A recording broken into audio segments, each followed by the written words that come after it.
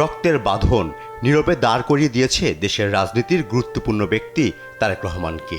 এজন্য রক্তের সঙ্গে রক্তের টান, সব স্বার্থের ঊর্ধ্বে প্রিয় ছোট ভাই আরাফাত রহমান কোকোকে একটু ছোঁয়ার চেষ্টা।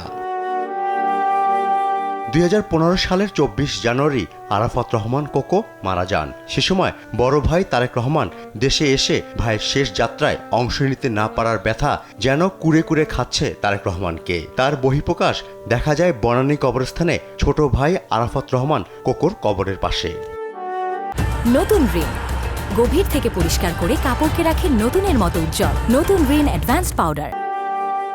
তারেক রহমান তার প্রয়াত শ্বশুর সাবেক নৌবাহিনী প্রধান ও সাবেক কৃষি ও যোগাযোগ মন্ত্রী রিয়ার অ্যাডমিরাল মাহবুব আলী খানের কবর জিয়ারত করেছেন।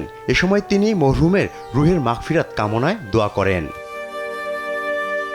বনানী কবরস্থানে পিলখানায় শহীদ সেনা সদস্যদের কবরের পাশে দাঁড়িয়ে দোয়া ও মোনাজাত করেন তারেক রহমান। এর আগে সকালে ঢাকা বিশ্ববিদ্যালয় কেন্দ্রীয় মসজিদ প্রাঙ্গণে ইনকিলাব মঞ্চের আহ্বায়ক ওসমান হাদির কবরে শ্রদ্ধা জানান তারেক রহমান। মাগফিরাত কামনায় দোয়া ও মোনাজাত করেন। এ সময় শ্রদ্ধা জানান জাতীয় কবি কাজী নজরুল ইসলামের কবরেও, সেখানেও দোয়া ও মোনাজাত করেন তারেক রহমান। ঢাকা বিশ্ববিদ্যালয় এলাকায় দুই বিপ্লবীর কবরে তারেক রহমানের সঙ্গে শ্রদ্ধা জানাতে এসে বিএনপি মহাসচিব মির্জা ফখরুল ইসলাম আলমগীর বলেন, ওসমান হাদির কবর জিয়ারতের মধ্য দিয়ে রাজনৈতিক প্রজ্ঞার পরিচয় দিয়েছেন বিএনপির ভারপ্রাপ্ত চেয়ারম্যান।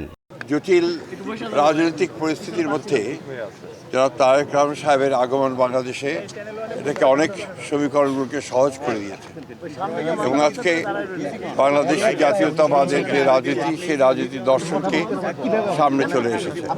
তো আমরা বিশ্বাস করি যে এই দর্শনই, এই রাজনীতি বাংলাদেশের জনগণের মুক্তির জন্য সবচেয়ে উপযুক্ত দর্শন।